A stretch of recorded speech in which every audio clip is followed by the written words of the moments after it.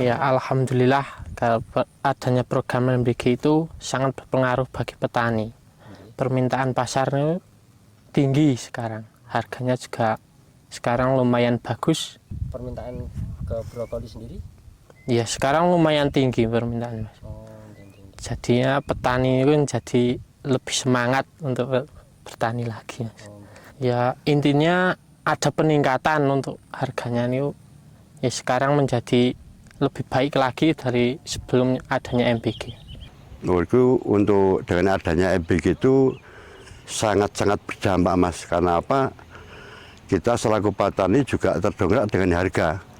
Harganya itu sebelum ada MBG mungkin ya harga itu belum begitu naik. Tapi setelah ada MBG itu ada perkembangan kenaikan harga. Jadi petani itu sangat terasa ada kenaikan harganya gitu. Ya kurang lebih sekitar 20-30% itu ada kenaikan. Ya nanti tinggal disesuaikan dengan pasaran di induk gitu. Ya nah, harapan ya semoga aja bisa berjalan, gitu. Itu juga bisa membawa efek kenaikan petani langsung, Mas. Tapi seandainya itu nanti bahkan sampai berhenti, kita selaku petani ya sebenarnya juga harapan jangan sampai berhenti gitu aja. Ya kami selaku petani itu mengucapkan sangat-sangat berterima kasih kepada pemerintah atau Bapak Prabowo yang selaku Presiden Republik Indonesia yang menciptakan program MBG untuk saat ini. Kami petani mengucapkan sangat terima kasih yang pada intinya bisa mendongkrak atau mengangkat harga sayur mayur di petani. Dengan adanya MBG itu bisa mengurangi uang saku untuk tiap harinya. Kami sangat-sangat mengucapkan terima kasih dengan adanya program ini.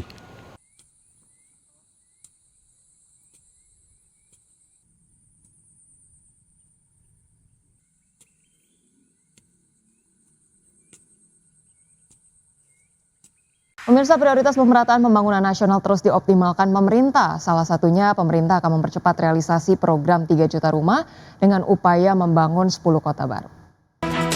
Pemerintahan Presiden Prabowo Subianto akan membangun 10 kota baru sebagai strategi utama untuk mengejar target ambisius program 3 juta rumah, di mana percepatan realisasi program 3 juta rumah dengan fokus di wilayah dengan kebutuhan hunian tinggi yang didukung koordinasi lintas kementerian.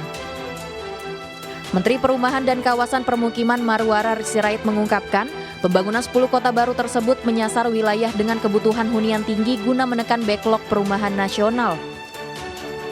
Rencana pembangunan 10 kota baru tersebut diperkuat melalui koordinasi intensif bersama Kementerian Agraria dan Tata Ruang, Badan Pertanahan Nasional untuk mengamankan ketersediaan lahan.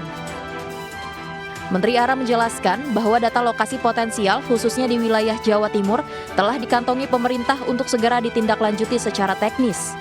Untuk mempercepat upaya tersebut, pemerintah akan membentuk tim bersama lintas kementerian dan lembaga guna melakukan survei lapangan secara mendalam di lokasi-lokasi calon kota baru tersebut. Langkah ini diambil guna memastikan masyarakat berpenghasilan rendah atau MBR mendapatkan akses hunian layak di tengah keterbatasan lahan perkotaan yang semakin akut.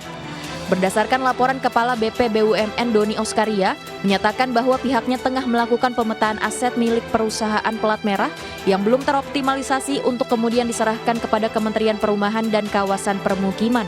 Dari Jakarta, IDX Channel. Ya, Kementerian SDM terus menjamin pasokan energi nasional di tengah ketidakpastian geopolitik global. Salah satunya rencana realisasi impor minyak mentah atau crude dari Rusia yang akan terrealisasikan dalam waktu dekat. Menteri Energi dan Sumber Daya Mineral Bahlil Lahadalia memastikan pembelian minyak mentah dari Rusia siap dikirim dalam waktu dekat, khususnya dalam 1 bulan ini. Bahlil mengungkapkan kontrak pembelian BBM dengan Rusia akan dilakukan dalam jangka panjang, sehingga dipastikan kebutuhan BBM dalam negeri cukup. Tambahan pasokan minyak dari Rusia ini akan memperkuat stok cadangan BBM di dalam negeri. Terlebih diversifikasi ini diambil pemerintah untuk mengurangi ketergantungan pada satu negara tertentu. Selain crude oil, pemerintah juga membuka opsi impor liquefied petroleum gas atau LPG dari Rusia, di mana kebutuhan LPG nasional mencapai sekitar 8,6 juta ton per tahun, sementara produksi dalam negeri hanya sekitar 2 juta ton. Insya Allah Rusia sekarang kalau untuk LPG dalam taraf finalisasi. Ya kita doakan bisa cepat selesai karena memang di hampir semua dunia membutuhkan LPG. Begitu Saudi Aramco kena kemarin dari gejolak ketegangan sampai kemudian kena rudal di pabrik mereka, di industri mereka, itu pasti berpengaruh kepada global. Tetapi sekalipun seperti itu, alhamdulillah kita dengan Pertamina, dengan kami di SDM dan semua pemangku kepentingan selalu melakukan konsolidasi untuk mencari alternatif terbaik. Dan sekarang posisi LPG kita di atas standar. Pemirsa, Menteri Sosial Saifullah Yusuf mengungkapkan pemerintah menyiapkan anggaran sebesar 4,6 triliun rupiah per bulan untuk program penerima bantuan iuran BPJS Kesehatan. Ya, Gus Ipul mengungkapkan anggaran tersebut digunakan untuk program PBI BPJS Kesehatan yang memiliki jumlah peserta sebanyak 96,8 juta jiwa.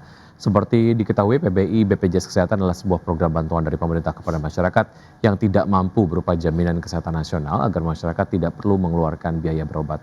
Gus Ipul menyampaikan hanya masyarakat yang masuk kategori desil 1 sampai desil 5 saja yang berhak menjadi peserta PBI BPJS Kesehatan. Setiap bulan yang disetor oleh Kementerian Kesehatan ke BPJS 4 triliun lebih per bulannya, dan selama setahun 48 triliun lebih. Ini adalah alokasi untuk PBI JK. Dalam 1 tahun terakhir ini kami mencoba merumuskan untuk pembagian kuota ini yang tentu diharapkan tadi ke depan bisa ditambah. Bagaimana supaya pembagiannya ini ada rumus yang bisa jadikan pedoman bersama. Negosiator utama Iran dan Amerika Serikat mengungkapkan negosiasi terbaru antara kedua pihak baru-baru ini telah mencapai kemajuan. Meski demikian, sebagai tanggapan atas blokade berkelanjutan Amerika Serikat, Teheran kembali memutuskan untuk menutup Selat Hormuz tak lama setelah mengumumkan pembukaan kembali jalur pelayaran strategis tersebut. Negosiator utama Iran mengatakan pembicaraan dengan Amerika Serikat baru-baru ini telah mencapai kemajuan, tetapi masih ada perbedaan pendapat mengenai isu nuklir dan Selat Hormuz. Sementara itu, Presiden Donald Trump menyebutkan percakapan yang sangat baik dengan Teheran meskipun memperingatkan terhadap pemerasan atas jalur pelayaran utama tersebut. Kedua pihak tidak memberikan rincian spesifik tentang keadaan negosiasi pada hari Sabtu pekan lalu, beberapa hari sebelum gencatan senjata yang rapuh dalam perang Amerika Serikat Israel melawan Iran akan berakhir. Kepala negosiator Iran Muhammad Bakir Kalibaf merujuk pada pembicaraan akhir pekan lalu mengatakan negosiasi telah mencapai kemajuan tetapi masih ada jarak yang besar di antara kedua pihak. Sedangkan Trump mengatakan Amerika Serikat sedang melakukan percakapan yang sangat baik, tetapi tidak memberikan detail lainnya. Namun Teheran membalikan arah pada hari Sabtu untuk menegaskan kembali kendali atas Selat Hormuz, sekali lagi menutup titik hambatan energi dan menambah ketidakpastian baru. Iran mengatakan pihaknya menanggapi blokade berkelanjutan Amerika Serikat terhadap pelabuhan Iran, menyebutnya sebagai pelanggaran gencatan senjata. Sementara pemimpin tertinggi Iran Ayatullah Mujtaba Khamenei mengatakan Angkatan Laut Iran siap untuk memberikan kekalahan pahit baru kepada musuh-musuhnya. Adapun sebelumnya pada Jumat lalu Iran telah mengumumkan pembukaan kembali sementara Selat Hormuz setelah kesepakatan gencatan senjata 10 hari yang dimediasi Amerika Serikat pada hari Kamis antara Israel dan Lebanon. Berbagai sumber IDX Channel.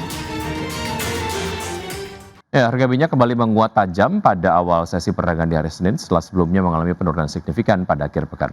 Kenaikan ini terjadi di tengah meningkatnya ketegangan geopolitik menyusul penutupan Selat Hormuz.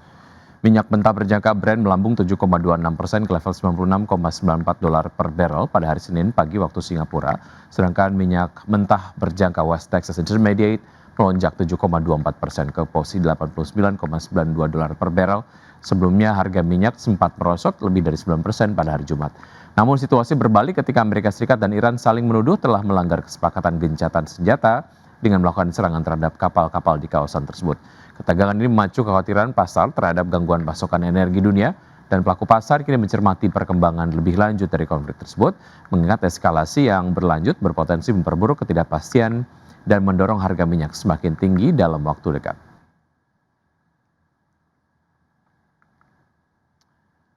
Ya, selanjutnya dari bursa global, pemirsa, indeks acuan Wall Street yakni S&P 500 dan juga indeks Nasdaq yang masing-masing mencatat penutupan rekor ketiga berturut-turut pada perdagangan di hari Jumat. Sementara Dow Jones Industrial Average yang membukukan penutupan tertinggi sejak akhir Februari karena investor menyambut keputusan Iran membuka Selat Hormuz dan optimisme terhadap kemungkinan kesepakatan dengan Amerika Serikat untuk mengakhiri perang. Dan pada perdagangan di hari Jumat, Nasdaq yang naik 1,52% ke level 24.468, Dow Jones naik 1,79% ke posisi 49.447, dan S&P 500 naik 1,2% ke level 7.126. Dari bursa Eropa, STOXX 600 melonjak lebih dari 1% dan mencatat kenaikan mingguan keempat berturut-turut pada hari Jumat. Kenaikan terjadi setelah Iran mengumumkan pembukaan Selat Hormuz, dan STOXX 100 ditutup naik 1,56% ke posisi 626,58. DAX Jerman naik 2,27% ke posisi 24.702, dan FTSE 100 Inggris menguat 0,73% ke level 10.667.